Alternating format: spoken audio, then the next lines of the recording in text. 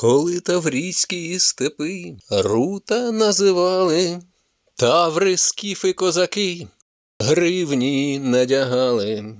Наша скіфська пектораль – то таврійська гривня, і то не золото, а знання, коріння та насіння, що потрібне для життя, на гривнях зображали, й важливі ті знання на себе одягали.